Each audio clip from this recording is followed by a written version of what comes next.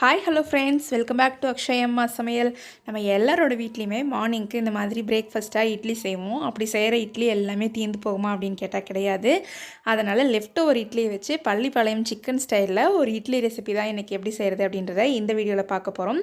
இது வந்து நீங்கள் லெஃப்ட் ஓவர் இட்லியில் தான் பண்ணணும் அப்படின்னு இல்லை. நீங்கள் மார்னிங் பிரேக்ஃபாஸ்ட் வந்து கொஞ்சம் டிஃப்ரெண்ட்டாக சாப்பிட்ணுன்னு நினச்சா இட்லியை வச்சு இந்த மாதிரி கூட செஞ்சு சாப்பிட்லாம். ஈவினிங் ஸ்நாக்ஸாகவும் குழந்தைங்களுக்கெல்லாம் செஞ்சு கொடுக்கலாம். ரொம்ப இன்ட்ரெஸ்டிங்காக சாப்பிடுவாங்க.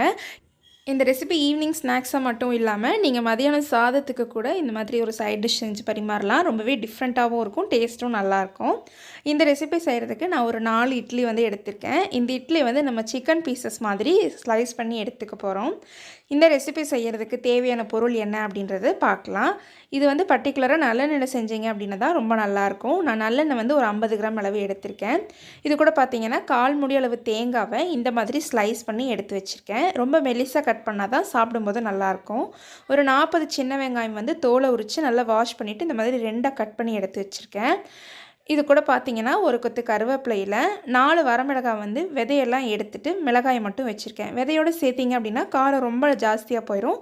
அதனால் விதையெல்லாம் எடுத்துகிட்டு இந்த மாதிரி சேர்த்துக்கோங்க. இப்போ நம்ம எடுத்து வச்சுருக்க இட்லி எல்லாத்தையுமே நம்ம பீசஸாக கட் பண்ணிக்கலாம். நான் வந்து இன்றைக்கி பன்னீர் க்யூப்ஸ் மாதிரி கட் பண்ணி எடுத்திருக்கேன். உங்களுக்கு இன்னும் கூட சின்னதாக வேணும் அப்படின்னா நீங்கள் கட் பண்ணிக்கலாம். பட் ஆனால் நீங்கள் கட் பண்ணுற இட்லிக்கு தகுந்த மாதிரி தேங்காயும் சின்ன சின்னதாக கட் பண்ணி எடுத்துக்கோங்க. இந்த ஒவ்வொரு இட்லி பீசஸோடையும் ஒரு பீஸ் தேங்காய் வச்சு சாப்பிட்டோம் அப்படின்னா தான் அந்த ஃப்ளேவர் வந்து நல்லாயிருக்கும் மென்று சாப்பிடும்போது. இப்போ இந்த ரெசிபி செய்கிறதுக்கு ஒரு பேன் வச்சு பேன் சூடானதும் நல்லெண்ணெய் ஆட் பண்ணிக்கலாம். எண்ணெய் கொஞ்சம் சூடாகி வந்ததும் அதில் நம்ம உரித்து கட் பண்ணி வச்சுருக்க சின்ன வெங்காயம் ஆட் பண்ணிக்கலாம். இந்த சின்ன வெங்காயம் பார்த்திங்கன்னா நல்ல கோல்டன் ப்ரௌன் கலரில் ஃப்ரை ஆகணும். அதுதான் வந்து இந்த ரெசிபிக்கு ஒரு எக்ஸ்ட்ரானரி டேஸ்ட்டு கொடுக்கும். ஸோ ஸ்டவ் வந்து நீங்கள் ஒரு மீடியம் ஃப்ளேமில் வச்சுக்கோங்க. பொறுமையாக இந்த வெங்காயத்தை வதக்கி விடுங்க. இந்த மாதிரி நல்லா வதங்கி வந்ததும் இது வந்து ஃபுல் கோல்டன் ப்ரௌன் கலர் ஆகலை. நெக்ஸ்ட் 1 by 1 இன்க்ரீடியன்ஸ் போட்டுக்கலாம். அது கூட நம்ம வதக்கும் போது பார்த்திங்கன்னா இந்த ஆனியனோட கலர் வந்து ஃபுல்லாகவே ப்ரௌன் கலரில் சேஞ்ச் ஆயிரும். இப்போ இது கூட கருவேப்பிலையும் வரமிளகாயும் சேர்த்து நல்லா வதக்கிக்கலாம். நீங்கள் இது ஃபுல்லாக ஃப்ரை பண்ணி முடிச்சதுக்கப்புறம் பாருங்கள், இந்த ஆனியனோட கலர் பாருங்கள் எந்த மாதிரி சேஞ்ச் ஆகி வந்துருச்சு அப்படின்னு சொல்லிட்டு. இந்த மாதிரி கலரில் இருந்தால் தான் நம்ம அந்த இட்லி பீசஸோட ஒரு வெங்காயம் ஒரு தேங்காய் அந்த மாதிரி மென்று சாப்பிடும்போது டேஸ்ட் வந்து ரொம்ப நல்லாயிருக்கும். இந்த ஃப்ளேவர் வந்து கண்டிப்பாக எல்லாருக்குமே ரொம்ப பிடிக்கும்.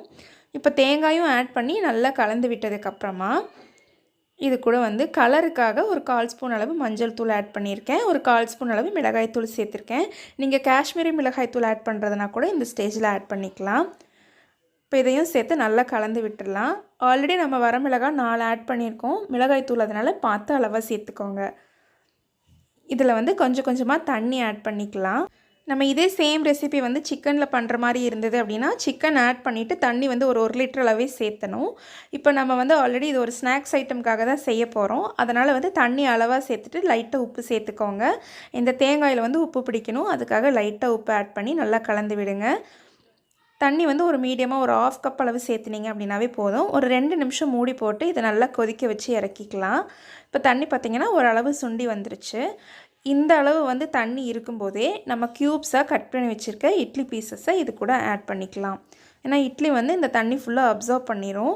அந்த டேஸ்ட்டு ஃபுல்லாக அந்த இட்லிக்குள்ளே போச்சு அப்படின்னா தான் அது சாப்பிடும்போது ரொம்ப ஃப்ளேவரபுளாக நல்லாயிருக்கும். அதனால் ரொம்ப ட்ரை பண்ண வேண்டாம். ஓரளவு தண்ணி இருக்கும்போதே நீங்கள் ஆட் பண்ணிடுங்க. இப்போ இதை வந்து நல்லா கலந்து விட்டுக்கலாம். நீங்கள் இந்த மாதிரி இட்லி பீசஸ் ஆட் பண்ணதுக்கப்புறமா ஸ்டவ்வை வந்து ரொம்ப லோ ஃப்ளேமில் வச்சுக்கோங்க. கொஞ்சம் பொறுமையாக அடியிலேருந்து உள்ளே விட்டு திருப்பி திருப்பி நல்லா புரட்டி விடுங்க.